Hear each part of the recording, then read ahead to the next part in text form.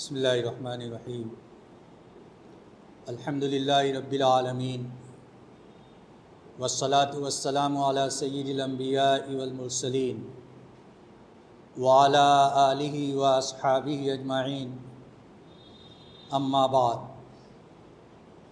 فقد قال اللہ تبارک و تعالی فی القرآن المجید اعوذ باللہ من الشیطان الرجیم بسم اللہ الرحمن الرحیم قل هل يستوي الذين يعلمون والذين لا يعلمون صدق اللہ العلی العظیم۔ محترم بزرگوں اور عزیز ساتھیوں، اللہ رب العزت کے ہمارے اوپر بے انتہا انعامات اور احسانات ہیں۔ اگر ہم ان کو شمار کرنا چاہیں تو ہم شمار نہیں کر سکتے۔ اللہ رب العزت کی نعمت ہمارے اوپر ہر آن برس رہی ہے۔ انہی نعمتوں میں سے ایک بہت بڑی نعمت جو خاص طور سے اس بر صغیر کے لیے ہے وہ ہے مدارس کا قیام اور ان کا وجود۔ یہ مدارس اللہ کی بہت بڑی نعمت ہیں اور ان کا وجود امت کے لیے انتہائی ناگزیر اور انتہائی ضروری چیز ہے۔ اس کی اہمیت کا احساس اگرچہ ہمیں نہیں ہے، لیکن اس کی اہمیت کا احساس ہمارے علاوہ ساری قوموں کو ہے کہ اگر یہ مدارس کمزور پڑ گئے یا ان مدارس کو بند کر دیا گیا تو پھر اسلام کی عمارت کو ڈھانا اور اس کو منہدم کرنا ان کے لیے کوئی مشکل نہیں ہوگا۔ اور اگر یہ مدارس باقی رہے اور یہاں سے علماء اور ایسے لوگ پیدا ہوتے رہے جو لوگوں کو صحیح بات کی جانب رہنمائی کرتے رہے اور لوگوں کے دلوں کے اندر ایمان اور یقین کی چنگاری کو بھڑکاتے رہے اور اس کی بنیاد پر اسلامی احکامات کی عظمت کے اوپر وہ جمے رہے، تو اس کی بنیاد پر ان کو افسوس ہوتا ہے اور وہ ایسے مسلمان کو پسند نہیں کرتے۔ ان کو ایسے مسلمان سے کوئی دقت نہیں جس کا نام عبداللہ اور عبد الرحمن ہو، لیکن قرآنی آیات کے اوپر بھی اس کو شک ہو، اسلامی احکامات کے اوپر بھی اس کو شک ہو اور اعتراض ہو۔ ان کو ایسے لوگوں سے کوئی سروکار نہیں۔ ہاں، ایسے لوگوں سے ان کو سروکار ہے جو اسلامی احکامات کے اوپر پابند رہتے ہیں، کارآمد رہتے ہیں اور اسلام کی کسی بھی شناخت کو وہ کسی حالت کے اندر کھونے کے لیے تیار نہیں ہوتے۔ ان کے خلاف وہ محاذ آرائی کرتے ہیں اور ان کو تنگ کیا جاتا ہے اور ان کے لیے زمین کو تنگ کیا جاتا ہے، حتیٰ کہ ادارے اور اسکول کو بھی ان کے اوپر تنگ کر دیا جاتا ہے تاکہ وہ اپنے آگے کی حاصل کی جانے والی تعلیم کو ترک کر دیں اور اس کی بنیاد پر وہ معاشرے کے اندر قابل ذکر کامیابی حاصل نہ کر سکیں۔ اس سے یہ بات کا اندازہ لگایا جا سکتا ہے کہ مدارس اور اس کی اہمیت اور اس کے ذریعے سے لوگوں کو جو فائدے پہنچ رہے ہیں اس کی افادیت کی دوسری قومیں اعتراف کرتی ہیں اور اس کی بنیاد پر وہ ان مدارس کے پیچھے پڑی رہتی ہیں۔ اگر آج مدارس نہ ہوتے، اگر آج ہندوستان کے اندر مکاتب نہ ہوتے تو آج مسلمانوں کا کیا حال ہوتا؟ ذرا غور کیجئے کہ مدارس وہ جگہ ہے جہاں سے آپ کو مسجد کے امام ملیں گے۔ اگر مدارس نہ ہو تو مسجد کے اندر نماز کا پڑھانے والا ملنا مشکل ہوگا۔ اگر مدارس نہ ہو تو مسجد کے اندر اذان کا دینے والا آپ کو نہیں ملے گا۔ اگر مدارس نہ ہو تو کسی کا انتقال ہو جائے تو جنازہ رکھا رہ جائے گا، کوئی نماز جنازہ پڑھانے والا نہیں ملے گا۔ اگر مدارس نہ ہو تو آپ کے بچے کو دین کی تربیت دینے والا کوئی نہیں رہے گا۔ ہر باپ یہ چاہتا ہے اگرچہ میں گنہگار ہوں، بد کردار ہوں، لیکن میرا بچہ دیندار بنے، اعلیٰ درجے کا متقی بنے، اس کی خواہش ہوتی ہے، اس کی تمنا ہوتی ہے۔ اگر یہ مدارس نہ ہو تو ان کو متقی بنانے والا یا ان کو دینی تربیت دینے والا یا ان کو حفظ کی تعلیم دینے والا کوئی نہیں ہوگا۔ یہ ساری کی ساری چیزیں مدارس کی دین ہے۔ اگر مدارس نہ ہوتے تو آپ کے سر کے اوپر یہ ٹوپیاں نہ ہوتی، اگر مدارس نہ ہوتے تو نوجوانوں کے چہرے کے اوپر داڑھیاں نہ ہوتی، اگر مدارس نہ ہوتے تو آج یہ نوجوان جو دینی تعلیمات اور دینی معلومات رکھتے ہیں، آج ان کو یہ دینی معلومات حاصل نہ ہوتی۔ اللہ رب العزت نے ان مدارس کی برکت سے یہ ساری چیزیں وجود بخشی ہے، اور اس کی یہ افادیت جس کو ہم اپنی آنکھوں سے دیکھ رہے ہیں، اس کی اہمیت اور اس کی عظمت، مدارس کی جو شکل اس بر صغیر کے اندر خاص طور سے ہندوستان کے اندر موجود ہے، یہ شکل اس کے علاوہ دوسری جگہ موجود نہیں ہے۔ غیر یہ چاہتے ہیں کہ وہی شکل جو غیر ممالک کے اندر ہے،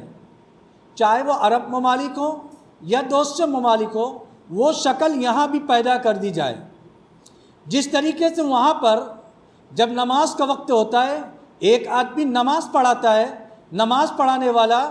پورے غیر شرعی لباس کے اندر ہوتا ہے، چہرے کے اوپر داڑھی بھی نہیں ہوتی، کہیں پر مصنوعی داڑھی مسجد کے اندر رکھی رہتی ہے، وہ اس کو لگا کر نماز پڑھاتا ہے، وہاں سے نماز پڑھانے کے بعد وہ رخصت ہو جاتا ہے۔ سوچیے وہ اسلامی ملک ہے، وہاں پر نماز پڑھانے والا یہ ہوتا ہے۔ اسلامی ملک کے اندر نماز پڑھنے والے ایسے ہوتے ہیں، آتے ہیں نماز پڑھتے ہیں، جیسی نماز پڑھ کر چلے گئے، اس سے ان کو کوئی سروکار نہیں، نماز ہوئی یا نہیں ہوئی۔ یہ تو یہاں پر مدارس کی اہمیت اور عظمت ہے کہ اگر ہمارے مسجد کا امام کسی غلط چیز کے اندر مبتلا ہے تو ہماری مسجد کے عوام کے اندر اتنی بیدار مغزی ہے اور ان کے اندر ایمان کی وہ حرارت ہے کہ وہ مسجد کے امام کو غلط کام کرنے مبتلا ہوتا ہوا دیکھنا پسند نہیں کرتے، فوراً وہ اعتراض کریں گے کہ یہ امام ہے، ہم ایسے امام کے پیچھے نماز پڑھنا گوارا نہیں کرتے۔ یہ کون سی چیز ہے؟ وہ ایمانی حرارت ہے جو دوسرے ممالک کے اندر چھین لی گئی، وہ یہاں پر باقی ہے، جس کی بنیاد پر اسلام کی صحیح صورت، اسلام کی صحیح شکل ہمارے ملک کے اندر باقی ہے۔ اور لوگ یہ چاہتے ہیں، دیگر اقوام یہ چاہتے ہیں کہ یہ صورت مسخ کر دی جائے، اور یہ صورت مسخ اس وقت ہوگی جب مدارس کے اندر دوسری قوموں کا دخل شروع ہو جائے گا، اور وہ مدارس کے اندر یہ بات کہ یہ مدارس پرانے طرز کے اوپر چل رہے ہیں، مدارس کے اندر انگلش کی تعلیم نہیں ہوتی، جغرافیہ کی تعلیم نہیں ہوتی، سائنس کی تعلیم نہیں ہوتی، میتھ کی تعلیم نہیں ہوتی۔ یہ مدارس سے نکلنے والے جب مدارس سے نکلتے ہیں تو یہ قوم کے کسی کام کے نہیں ہوتے۔ جب وہاں پر آپ مدارس کے اندر جغرافیہ کو داخل کر دیں گے، سائنس کو داخل کر دیں گے اور دوسرے اصلی علوم کو داخل کر دیں گے، تو پھر جو ان مدارس کو قائم کیے جانے کا مقصد ہے وہ ان مقاصد سے ہٹ جائیں گے۔ پھر مدرسے کے اندر دینیات بطور دینیات کے رہے گا، ایک شعبہ رہے گا، عصری علوم اس کے اندر داخل کر دیے جائیں گے، اور ایک شعبہ کے طور پر یہ دینیات بھی رہے گا، فیکلٹی کے طور پر رہے گا۔ کوئی شخص اس کے اندر پی ایچ ڈی بھی کر رہا ہے اور اس کے اندر تعلیمات حاصل کر رہا ہے، قرآن کے اندر پی ایچ ڈی کر رہا ہے، حدیث کے اندر پی ایچ ڈی کر رہا ہے، لیکن اس کے کرنے کے بعد شکل و صورت سے آپ پہچان نہیں پائیں گے کہ یہ مسلمان ہے یا غیر مسلم ہے، کیونکہ مدارس کو اسکول کی شکل دے دی جائے گی، اور اسکول اور کالجز کے اندر جیسے بی ایچ یو کے اندر چلے جائیں یا دوسرے یونیورسٹیز کے اندر چلے جائیں تو وہاں پر اسلامی تعلیمات کے اندر بھی پی ایچ ڈی کی جاتی ہے، ایک سبجیکٹ ہوتا ہے، کورس کیا جاتا ہے، کیوں؟ ایک سبجیکٹ کی حیثیت سے رہے گا، لیکن پھر اس کا جو اثر ہوتا ہے وہ وہاں پر موجود نہیں ہوگا۔ غیر یہ چاہتے ہیں کہ وہی شکل مدارس کے اندر بھی ہو جائے کہ یہاں پر لوگ تو پڑھیں لیکن پڑھنے کے بعد وہ نام کے مسلمان رہے، اسلام ان کی زندگی کے اندر نہ رہے۔ علامہ اقبال جو مشہور شاعر ہیں اور بڑے مدبر، ان کی یہ سوچ تھی کہ مدارس کے اندر عصری علوم کو داخل کیا جائے، لیکن جب انہوں نے دوسرے ممالک کا دورہ کیا، خاص طور سے اندلس اور فرانس اور دوسرے ممالک کے اندر گئے جہاں پر مسلمانوں کی طوطی بولتی تھی، 800 سال تک ایسی حکومت تھی کہ اس نے پوری دنیا کو روشن کر دیا۔ جب ان ممالک کے اندر گئے اور وہاں کے احوال کو دیکھ کر واپس آئے تو یہاں پر آنے کے بعد انہوں نے جو تبصرہ کیا وہ کتابوں کے اندر موجود ہے کہ اے لوگوں، یہ مدارس جس کے اندر بوریا پر بیٹھ کر لوگوں کو یہ ملا بچوں کو پڑھاتے ہیں، اس سے چھیڑ چھاڑ مت کرنا، اس کے اندر کسی عصری علوم کو داخل نہ کرنا، ورنہ میں نے اپنی آنکھوں سے ایسے ممالک کو دیکھا ہے جہاں پر اسلامی حکومت تھی لیکن آج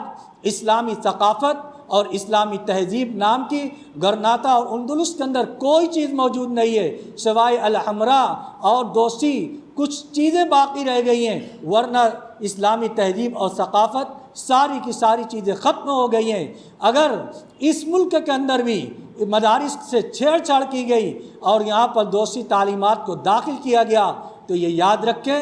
یہاں پر اسلام کا نام رخصت ہو جائے گا، پھر اسلام کے نام پر جو 800 سالہ حکومت تھی یہ دکھلایا جائے گا کہ دیکھو مسلمانوں کی حکومت کے اندر، اسلامی حکومت کے اندر تاج محل بنایا گیا، لال قلعہ بنایا گیا، قطب مینار بنایا گیا، یہ ساری چیزیں تو باقی رہیں گی لیکن اسلامی تہذیب اور اسلامی ثقافت یہ ہندوستان سے رخصت ہو جائے گی۔ لہذا کسی صورت کے اندر بھی ان مدارس کے اندر جو نصاب تعلیم ہے، جو غریب غربا لوگ پڑھ رہے ہیں، بوریا پر بیٹھ کر اور چٹائی پر بیٹھ کر جو بچوں کو تعلیم دے رہے ہیں، ان کو ان کی حالت پر چھوڑ دو۔ اسی کی وجہ سے اسلام زندہ ہے، اسی کی وجہ سے مسلمانوں کے دل کے اندر ایمان ہے۔ اگر ان سے چھیڑ چھاڑ کی گئی تو یہ چیزیں ہمارے ملک سے رخصت ہو جائیں گی، پھر اسلام کے نام پر ہمارے پاس آنے والی نسلوں کو بتانے کے لیے صرف تاج محل اور لال قلعہ باقی رہیں گے اور کوئی چیز باقی نہیں رہیں گی۔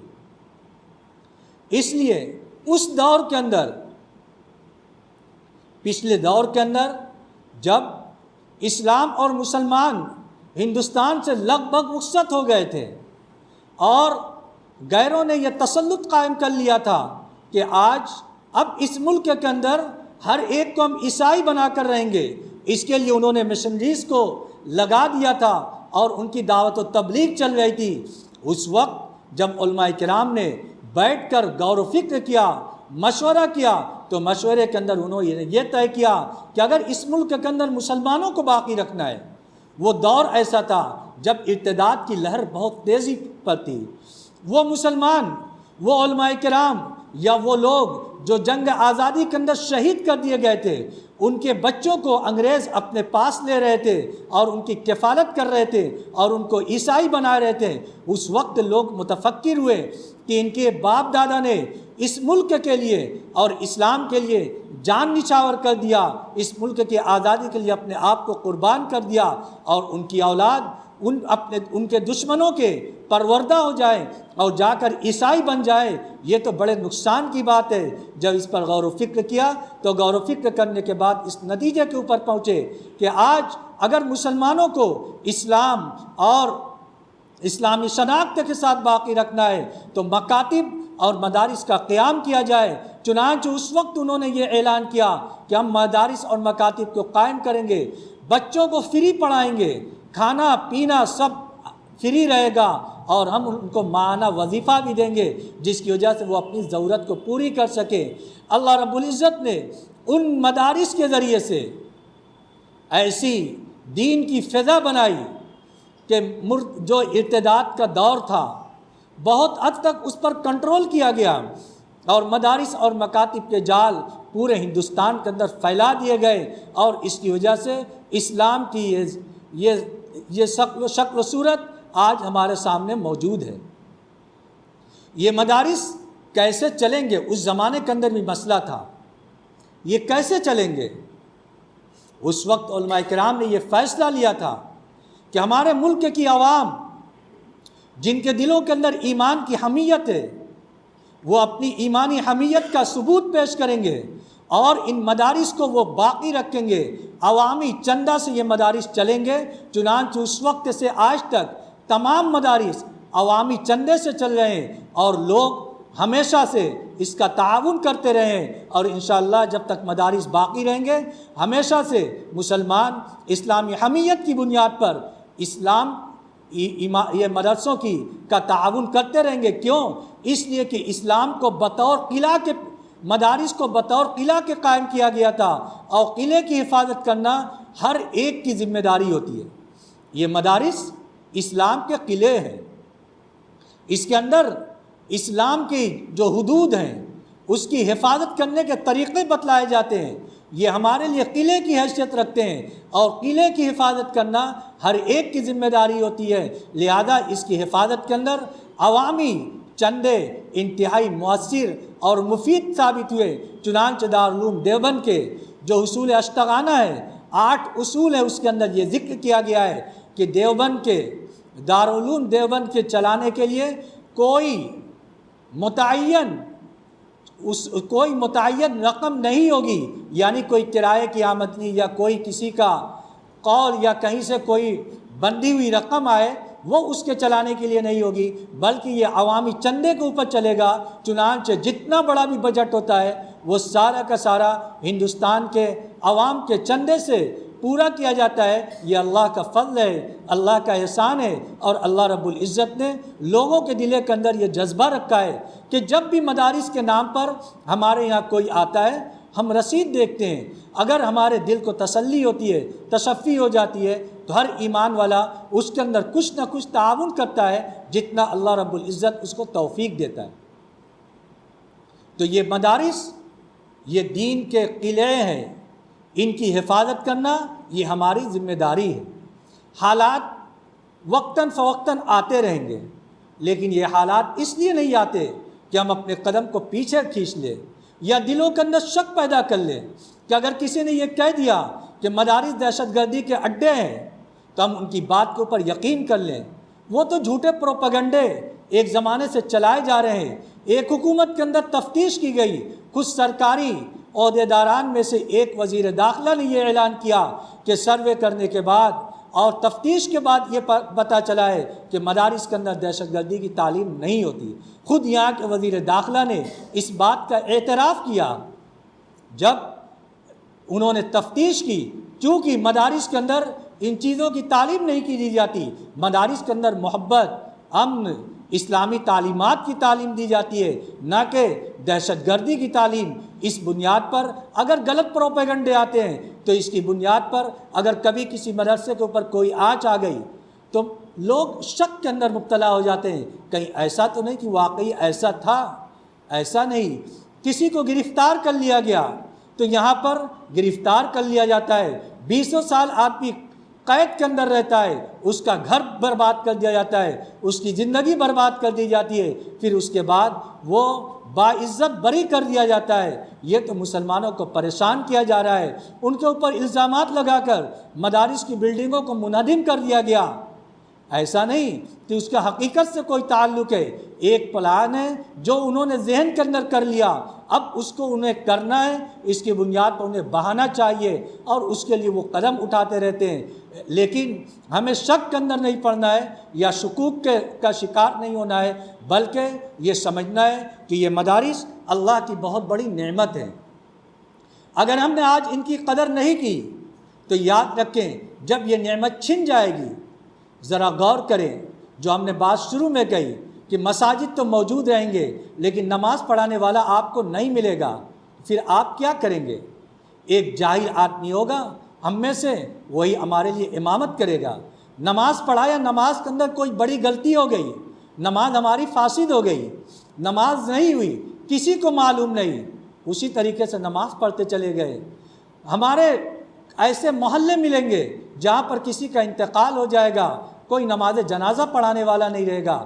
آپ غور کیجئے کہ دین کی جو بہت شکل ہمیں اس محلے کے اندر نظر آ رہی ہے یا اس شہر کے اندر نظر آ رہی ہے، ہر جگہ کی یہ حالت نہیں ہے۔ اب جب دوسری جگہ جائیں گے تو وہاں پر دیکھیں گے مسجد ہے لیکن محلے کے اندر ایک حافظ بھی نہیں ہے، جو مسجد کے اندر تراویح پڑھا سکے۔ اللہ کا شکر ہے ہمارے یہاں گھر گھر کے اندر تراویح ہوتی ہے، مساجد کے اندر 4 جگہ 5 جگہ تراویح ہوتی ہے۔ یہ اللہ کا فضل ہے، اس کا احسان ہے۔ آپ کے پڑوس کے اندر چلے جائیے، کسی گاؤں کے اندر چلے جائیے، وہاں رمضان کا مہینہ گزر جاتا ہے، لوگ سورہ تراویح کے اوپر اکتفا کرتے ہیں، ان کو پورا قرآن تراویح کے اندر پڑھانے والا کوئی میسر نہیں ہوتا۔ ان لوگوں کے دل سے پوچھئے کہ جب وہ اس نعمت سے محروم ہیں تو ان کو کیسا اس کا احساس ہوتا ہوگا۔ اس لیے اس کی نعمت کی ہم قدر کریں۔ حضرت مولانا تقی عثمانی صاحب دامت برکاتہم نے اپنا واقعہ ایک کتاب کے اندر ذکر کیا ہے کہ اللہ رب العزت نے ہمیں پورے دنیا کے اندر گھومنے کا موقع عطا فرمایا۔ اس کے اندر بغداد کے اندر ہم گئے تو وہاں پر جانے کے بعد ہم نے لوگوں سے پوچھا کہ یہاں پر مدارس ہیں،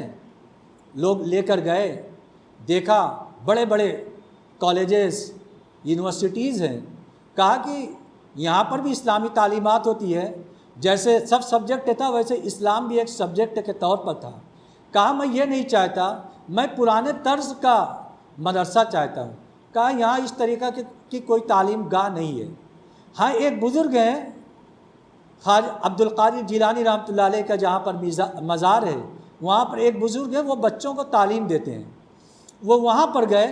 ان سے ملاقات کی، ملاقات کرنے کے بعد انہوں نے کہا کہ واقعی وہ بزرگ تھے، میں نے ان کے دیکھنے کے بعد متاثر ہو گیا اور ان سے ملاقات ہوئی، اور انہوں نے پوچھا کہاں سے آنا ہوا، انہوں نے اپنے ملک کا نام بتایا اور انہوں نے وہاں کی کیفیت پوچھی اور یہ پوچھا کہ کیا تمہارے یہاں پڑھائی جاتی ہے یہ ساری کتابیں؟ انہوں نے جب کتابوں کا نام لیا، صحیح ستہ، بخاری، مسلم، ابو داؤد، ترمذی، نسائی، ابن ماجہ، مشکات، اسی طریقے سے ہدایہ وغیرہ جو دوسری کتابیں پڑھائی جاتی ہیں، ان کی آنکھوں کے اندر آنسو آ گئے۔ کہا کہ اگر تمہارے ملک کے اندر یہ کتابیں پڑھائی جا رہی ہیں، خدا کے لیے اس طریقے کے نصاب تعلیم کو کبھی بند مت کرنا، ورنہ جو ہمارے ملک کا حال ہے آپ اسی حال کے اندر چلے جائیں گے۔ یہ خدا کی بہت بڑی نعمت ہے۔ انہوں نے کہا کہ جب میں نے اس ملک کے اندر جہاں سے علم ہمیں ملے ہیں، بغداد جو خلافت عباسیہ کا مرکز تھا، بڑے بڑے علماء کو پیدا کرنے والی جگہ تھی، جب وہاں پر ان علوم کو ترک کر دیا گیا، اللہ رب العزت بے نیاز ہے، وہاں کے لوگوں کو چھوڑ دیا گیا، اور یہاں پر بھی اگر ہم نے ان چیزوں کے ساتھ چھیڑ چھاڑ کی تو یاد رکھیے اللہ رب العزت بے نیاز ہے۔ کوئی اور ملک اس کو اپنائے گا، اللہ وہاں سے دین کا کام لے گا۔ اس لیے آج کے اس دور کے اندر ہم مدارس اور مکاتب کی اہمیت کو سمجھیں۔ اگر اس کے تعاون کی ضرورت آئے، مثلا وہ آپ کے چندے سے چلتے ہیں، انہوں نے رمضان میں چندہ کیا،